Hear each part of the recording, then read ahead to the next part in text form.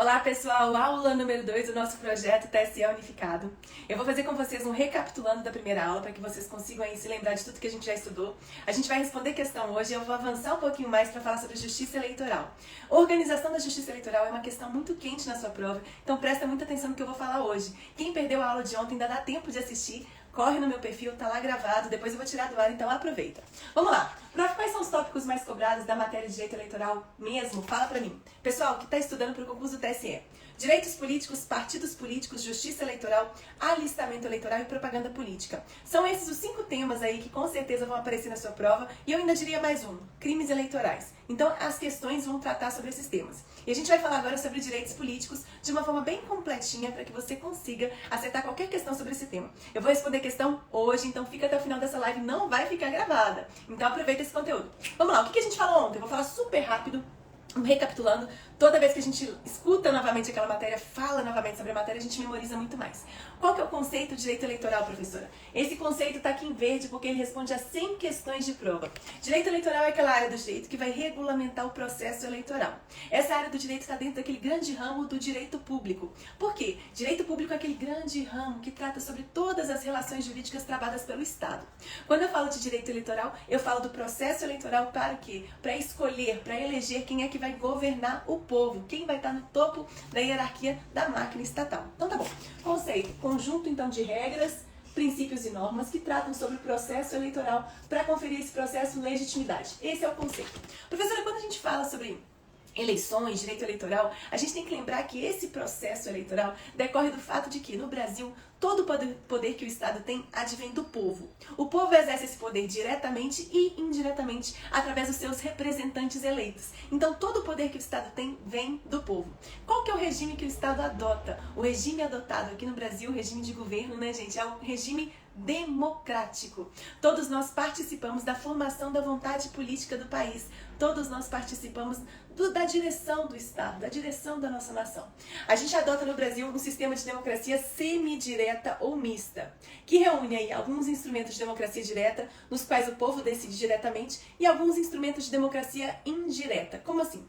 Instrumentos de democracia direta, quais são eles? Referendo, plebiscito, iniciativa popular de lei. Instrumentos de democracia indireta, como é que a gente está ali indiretamente exercendo o poder do Estado? Indiretamente nós estamos exercendo o poder do Estado na medida em que nós participamos do processo eleitoral de escolha, né, de quem vai estar governando, quem vai estar lá tomando conta de tudo, tomando as grandes decisões. Ou seja, se você participou daquele processo de escolha, indiretamente você está lá. Beleza. Prof, quais são os direitos políticos, então, que eu tenho que saber? Esse é o tópico mais cobrado nas provas de concurso público. Direitos políticos. Me explica isso de direitos políticos. Pessoal, tá lá na Constituição. A soberania popular, o que é soberania popular? Esse poder que emana do povo vai ser exercido mediante o sufrágio universal. O que é sufrágio universal? É o direito de cada cidadão de participar do processo político, de participar da formação da vontade política no Brasil. Nós fazemos parte desse Estado brasileiro, nós participamos da formação da vontade política no Brasil. O sufrágio aqui no Brasil é o sufrágio universal. O que isso significa? Significa que não precisa atender nenhum tipo de condição para votar. Não é só homem que vota, não é só quem tem um nível educacional que vota, não é só quem tem dinheiro que vota, não. Todo cidadão vota. Prof, quando é que eu me torno cidadão? Quando você se alista perante a justiça eleitoral e ganha um título de eleitor. O título de eleitor é uma autorização, né, concedida através da Constituição de participar do processo político, das grandes decisões do Estado, correto? Quando você tem o título de eleitor, você ganha a qualidade de cidadão e participa mediante o voto secreto, direto, obrigatório, personalíssimo e o que, gente? E o que? Além disso, periódico. Você participa do processo eleitoral. O voto é direto porque você vai lá e vota. Não tem como você mandar uma pessoa votar por você. É você que vai lá e vota. O voto é secreto porque você tem direito de manter o quê? Sigilo sobre o seu voto. Além disso, o voto é periódico para garantir uma alternância de poder. O voto também é obrigatório. Se você tem entre 18 e 70 anos, você é obrigado a votar. Agora, se você tem 16, 17 anos, você tem a faculdade de votar ou não. Se você tem aí mais do que 70 anos, você também tem a faculdade de votar ou não, correto? Além disso, o analfabeto também tem a faculdade de votar ou não. Esse é o direito político positivo, direito de participar ativamente, né? Direito de votar. Prof, eu vou conseguir esse direito de votar quando eu me alistar perante a justiça eleitoral. Exatamente. Prof, eu já tenho meu título de eleitor. Eu posso ser votado? Não.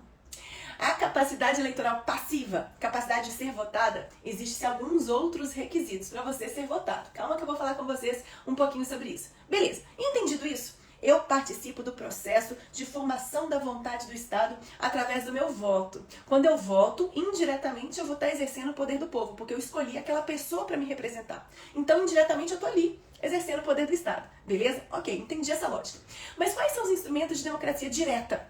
Eu quero participar de forma direta da tomada de decisão do Estado. Lembra que eu falei ontem? São 3, eu vou revisar com vocês que tem questãozinha de prova sobre isso. 3 instrumentos de democracia direta: referendo, plebiscito e iniciativa popular de lei. Referendo. Uma lei já foi aprovada. Já foi, mas tem um bafafá aí que a população está falando, tem gente discordando. Lembra do Estatuto do Desarmamento? O Estatuto do Desarmamento fazia a seguinte previsão: proibia a comercialização de armas de fogo. Proibição da comercialização de armas de fogo. A população começou a falar, muita gente discordar, foi feito um referendo. Um referendo para então consultar a população. O que vocês acham dessa proibição? A maior parte da população votou pelo não. Não queremos que proíba aí a comercialização de armas de fogo. Não queremos. Pessoal, esse exemplo tá aqui, né? Quando eu trago para vocês cada conceito, eu trago uma situação exemplificativa. Olha só, em 23 de outubro de 2005 aconteceu um referendo sobre o Estatuto do Desarmamento e a maior parte da população votou pelo não. Agora, gente, além das 3 cores, o verde que mostra, que responde questão, né? A gente já sabe, tudo que está em verde responde a 100 questões, tudo que está em amarelo responde a 200 questões de prova. Então você terminou de ler essa página aqui, aproxime o celular do QR Code de questões e vão aparecer na tela do seu celular as questões de prova que são respondidas pelo conteúdo daquela página. E tudo que está em vermelhinho é o mais cobrado, que responde mais de 300 questões. Leu essa página? Aproxima o celular do QR Code de questões, aplica o conhecimento na hora, responda as questões que cobram o conteúdo dessa página. Não existe questão de prova que não seja respondida por esse livro. Não existe. Eu encaixei todas as questões, você pode ficar seguro que tá tudo aqui. Tá tudo aqui. Foi feito para você estudar mais em menos tempo. Entendi, prof. Entendi o referendo.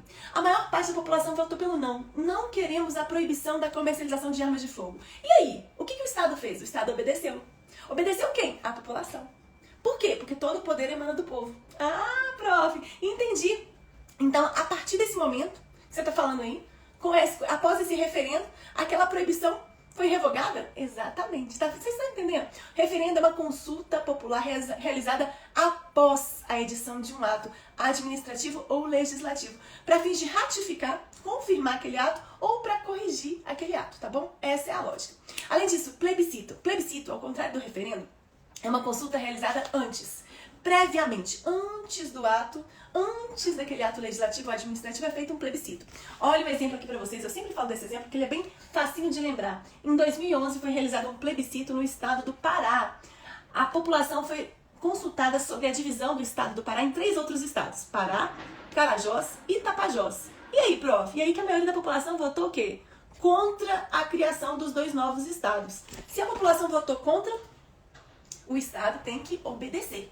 Tem que obedecer. Beleza, prof. Além disso, qual outro instrumento de democracia direta que nós temos na Constituição? Iniciativa popular de lei. Você e eu, a gente pode participar de uma forma bem direta da formação da vontade do Estado, né? A gente pode fazer o quê? A gente pode elaborar um projeto de lei. Prof, todo projeto de lei vai ser analisado pelo Congresso? Imagina só se cada cidadão elaborar um projeto de lei e o Congresso tiver que analisar. Não tem como. Esse projeto de lei, gente, tem que ter o quê? Tem que ser assinado por 1% do eleitorado nacional. Pegadinha de prova, não é 1% da população. 1% do eleitorado, 1% dos cidadãos, tá bom? E esse 1% tem que estar dividido em 5 estados diferentes, com não menos 0,3% do eleitorado de cada estado. Vocês entenderam essa lógica? Vamos fazer uma questãozinha de prova esperta sobre esse tema. Olha só, eu tenho certeza que vai ser Banca CESP. Informações privilegiadas, olha só. Banca CESP, analista judiciário. O referendo constitui consulta posterior à aprovação de um projeto de lei ou de emenda constitucional para ratificação ou rejeição, configurando um exercício da soberania popular. Tá certo ou tá errado? Olha só, constitui consulta posterior à aprovação do projeto de lei.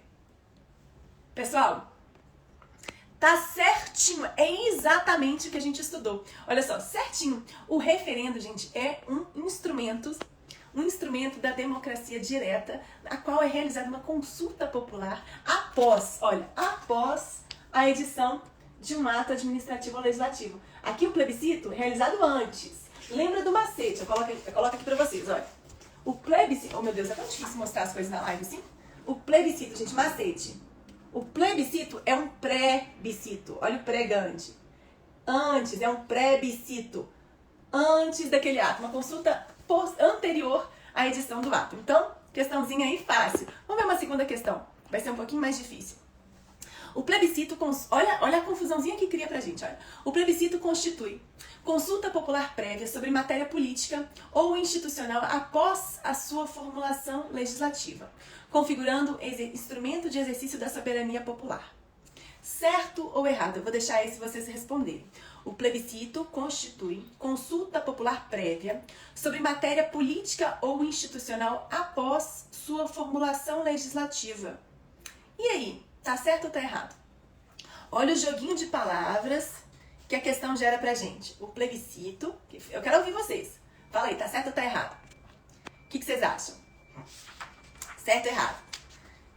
Solta o aviãozinho aí pra prof. Coração, coração, coração, que eu tô ajudando vocês muito. Tá certo ou tá errado? Ó, uma pessoa aqui falou que tá errado. O ADV prévio, errado. Tá errado, pessoal. Olha o joguinho de palavras. O plebiscito constitui consulta popular prévia, certinho, sobre matéria política ou institucional após a sua formulação legislativa. Não é após, né? No caso, a formulação legislativa ainda não aconteceu. O plebiscito é uma consulta prévia, antes da formulação legislativa. Olha o joguinho de palavras da questão. Vocês estão entendendo? Olha o joguinho de palavras. Pega isso comigo aqui, para vocês não se perderem na hora da prova, hein, gente? Olha o joguinho de palavras que a questão gerou. Vamos mais uma questão aqui? O princípio democrático, tô aqui em cima, estabelece no artigo 1º, parágrafo único da Constituição Brasileira e dispõe: todo o poder emana do povo, que o exerce por meio de representantes eleitos ou diretamente nos termos da Constituição. Assinale a alternativa que contempla o direito político que representa o desdobramento desse princípio. Letra A. Eu tô falando, olha só. O povo exerce esse poder através dos representantes eleitos ou diretamente nos termos da Constituição. Letra A, filiação partidária. Por que não é essa letra A, gente? Filiação partidária é uma exigência. Você não pode se lançar como candidato sem estar filiado a um partido, correto? Só que eu tô falando aqui, eu não tô falando da candidatura, de se candidatar. Eu tô falando do exercício pelo povo, né, dessa soberania popular, do poder de participar do processo político. Então não é bem essa alternativa. Letra B. Sufrágio capacitário. Não existe isso no Brasil. No Brasil a gente tem o sufrágio universal. No passado havia esse tal sufrágio capacitário. O que é sufrágio capacitário mesmo? No passado, né, nós tivemos um sufrágio primeiramente censitário. Só quem tinha uma certa renda, um certo nível de renda, poderia se candidatar. Depois nós tivemos um sufrágio censitário. Sufrágio censitário era aquele no qual só participavam aquelas pessoas, né, do processo eleitoral, aquelas pessoas que tinham um certo nível de educação, algum tipo de formação. Só elas podiam votar. Depois a gente teve um sufrágio de gênero, né, que durante muitos anos a mulher não podia votar. Até 1932 a mulher não votava. E atualmente nós temos um sufrágio universal. Todo cidadão vota e participa da formação da vontade política do Estado. Então essa também não é. Além disso, letra C, iniciativa popular de lei. Pessoal, a iniciativa popular de lei é um instrumento de democracia, de exercício da democracia, de participação direta do povo, da formação da vontade política no Estado? Claro, quando você elabora um projeto de lei, né, quando é um projeto de lei que decorre da iniciativa popular, olha o povo participando ativamente da organização do Estado, da formulação das leis, né, que vão reger o convívio em sociedade. Então a letra C tá certinha. E letra D, deixa eu ver aqui, gente, tá pequenininho pra mim. Não tô conseguindo ler, peraí. Letra D, referendo para aprovação de projeto de lei. Olha só, gente, referendo não é para aprovação de projeto de lei. Isso é uma questãozinha, viu? Muito importante. O referendo, ele não é para aprovação do projeto de lei. A lei já foi aprovada. Aquele ato administrativo já foi realizado. O referendo é uma consulta popular posterior para fins de ratificar aquela lei já aprovada, para confirmar aquela lei já aprovada ou para corrigi-la, correto? Então não é para aprovar aquele ato administrativo, aquela lei já foi aprovada. E isso é uma pegadinha de prova, viu? Ah, o referendo é um instrumento para fingir a aprovação da lei? Não, a lei já foi aprovada. O referendo é um instrumento de consulta popular para fingir ratificar um conteúdo de uma lei já aprovada ou corrigir aquele conteúdo. Pegadinha importante. Não percam esse ponto, por favor, tá bom? Aqui, gente, os esquemas aqui do sufrágio que eu falei com vocês, desses conceitos, que a gente não pode esquecer, pode aparecer na sua prova. Acho mais difícil, mas pode aparecer na sua prova. Tá, além disso, prova, quero falar agora com vocês um pouquinho mais sobre capacidade eleitoral ativa. A gente vai revisar um pouquinho esses conceitos e a gente vai fazer questão. Capacidade eleitoral ativa, prof. O alistamento é vedado para quem? Para o estrangeiro. Gente, a gente não vê um americano que mora no Brasil e que vai começar a participar o quê? Das eleições, vai começar a votar. Não. O estrangeiro ele não vai se alistar perante a justiça eleitoral, correto? Se ele é estrangeiro, não. Ah, prof, mas e aquele estrangeiro que se naturalizou como brasileiro? Aí é claro que ele vai poder votar. Prof, mas existe uma exceção de estrangeiro que vota e que pode ser votado. Isso pode aparecer na minha prova? Pode aparecer na sua prova. Existe um estrangeiro, que é o português de Portugal, que pode votar e ser votado nas mesmas condições que o brasileiro naturalizado. O que quer dizer? Quer dizer que um português de Portugal vem morar no Brasil, ele não precisa se naturalizar como brasileiro para poder votar. Ele pode votar e ser votado mesmo sem ter se naturalizado como brasileiro.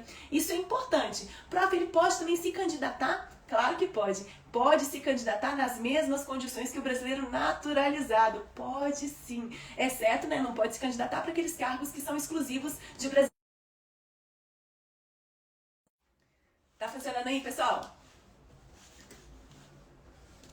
Vocês estão me escutando?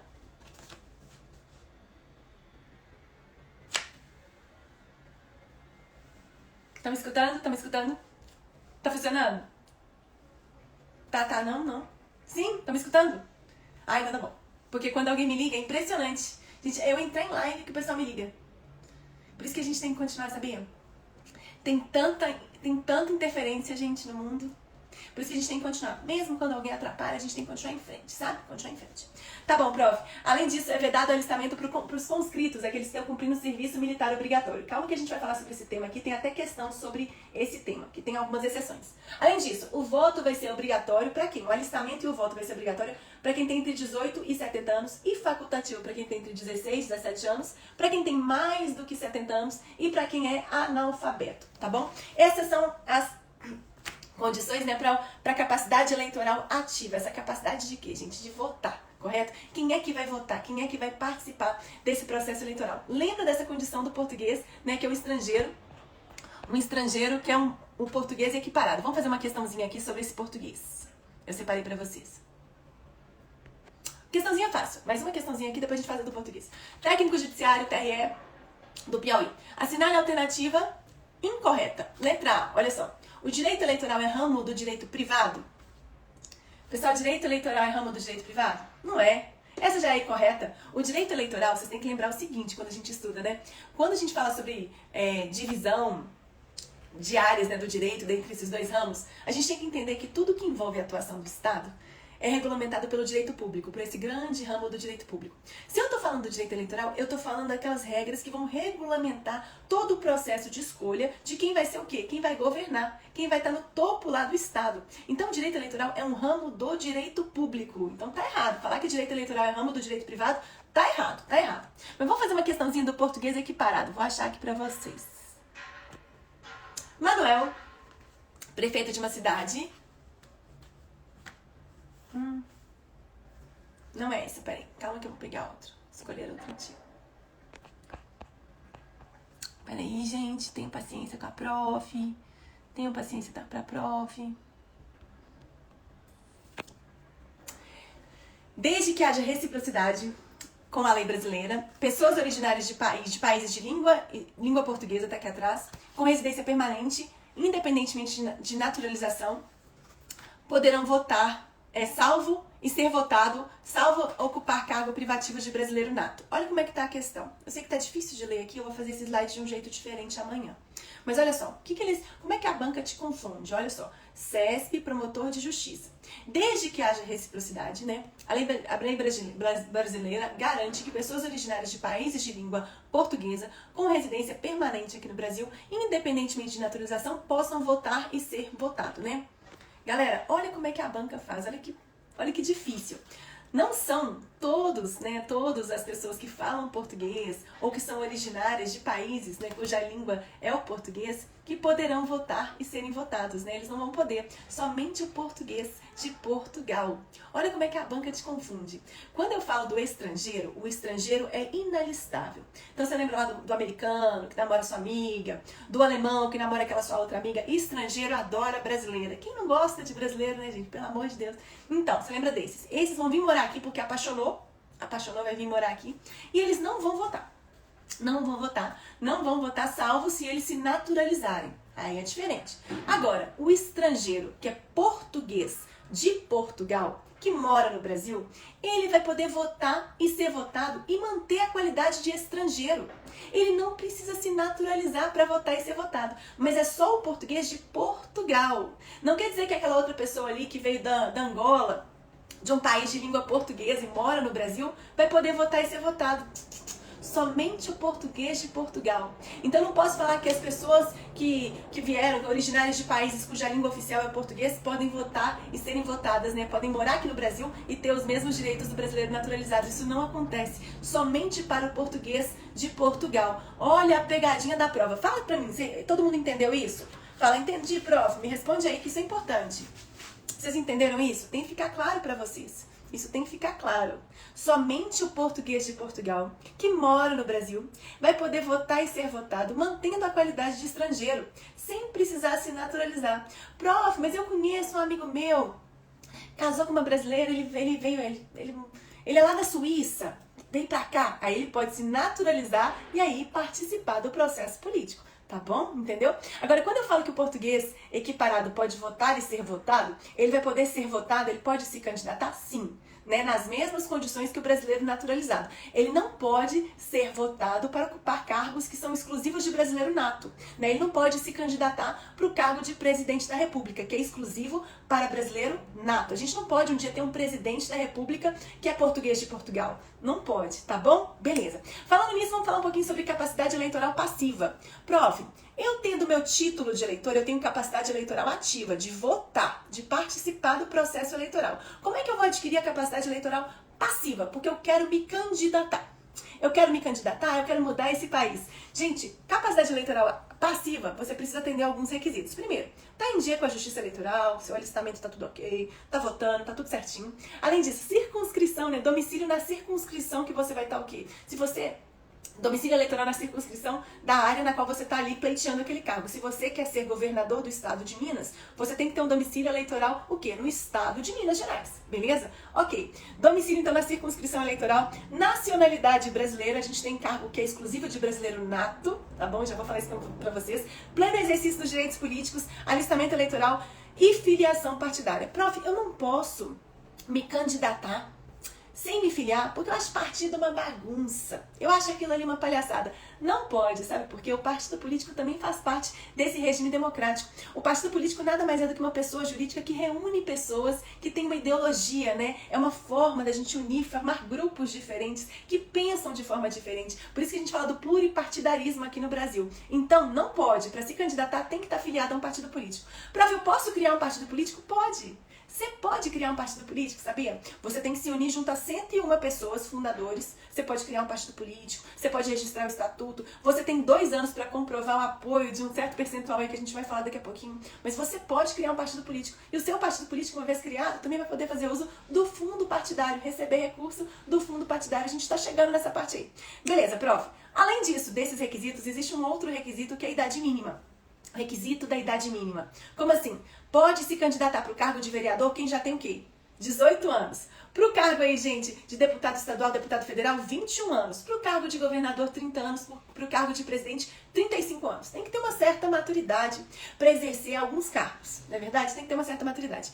Ponto importante. Qual que é a data, prof, que eu vou comprovar essa idade mínima, né? Quando é que eu tenho que comprovar essa idade mínima? Na data da posse. Na data da posse no cargo, tá bom? Agora, no caso do vereador é diferente. No caso do vereador, se a gente exigisse, né, que ele comprovasse a idade de 18 anos somente no momento da posse, o que ia acontecer na prática? A gente podia ter um menininho lá de 17 anos que nem tem responsabilidade ainda, que nem tem a maioridade ainda, recebendo recurso do fundo partidário, participando de campanha eleitoral. Vê lá, esse rapaz nem pode se responsabilizar porque ele nem é maior de idade ainda. Então, para vereador, a idade mínima tem que ser comprovada até o dia 15 de agosto do ano eleitoral. Isso é questão de prova, viu? 15 de agosto do ano eleitoral. Para os demais cargos, na data da posse. Tá bom? Ok, prof, entendi. Fala aí, gente, eu entendi. Fala aí pra mim, eu quero escutar. Entendi. Lembrando que para ser presidente, vice-presidente, tem que ser brasileiro nato. Nato. Entendeu ou não entendeu? Beleza. Vamos fazer uma questãozinha? Mais uma questãozinha. Tá muito ruim desse jeito, né, gente? Fala sério. Assinale a alternativa correta acerca das condições de elegibilidade, dentre outras alternativas. Letra A. Nacionalidade brasileira e filiação partidária é condição para elegibilidade? Nacionalidade brasileira e filiação partidária, sim. Para se candidatar, você tem que ser nacional, nato ou naturalizado. Existem alguns cargos, como o cargo de presidente e vice-presidente, que são exclusivos para o brasileiro nato, tá bom? Mas nacionalidade brasileira e filiação partidária são os requisitos de elegibilidade, sim. Você só pode se candidatar para um cargo político se for nacional e se estiver filiado a um partido. Letra A, que tá certinha. Vamos ver as outras alternativas. Letra B. Pleno exercício dos direitos políticos e a idade mínima de 21 anos para vereador. E a idade mínima de 18 anos para vereador. Então tá errado. Letra C. Alistamento eleitoral e idade mínima de 25 anos para governador. Tá errado. Idade de 30 anos para governador.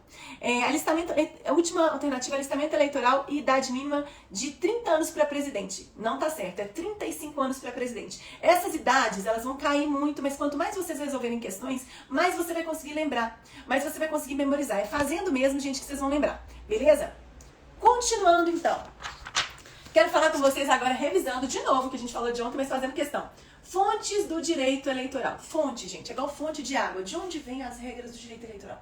De onde vem De onde vem isso? De onde que elas estão vindo?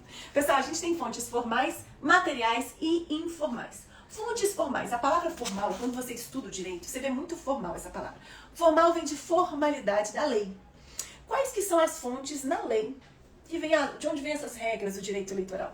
Nós temos fontes diretas e fontes indiretas. Fontes diretas são aquelas leis que tratam diretamente sobre o processo eleitoral. Quais são elas, prof? Lei das eleições, Código Eleitoral, Constituição Federal, tratam diretamente do processo eleitoral. E leis e fontes formais, o quê? Indiretas. Existem algumas leis que não tratam diretamente sobre matéria eleitoral, mas tratam de forma supletiva. Lembra que eu falei ontem? Por exemplo, o Código Penal. O Código Penal é uma lei que trata sobre a criminalização de condutas que são vedadas na sociedade. Claro que no Código Penal tratam de um monte de crime.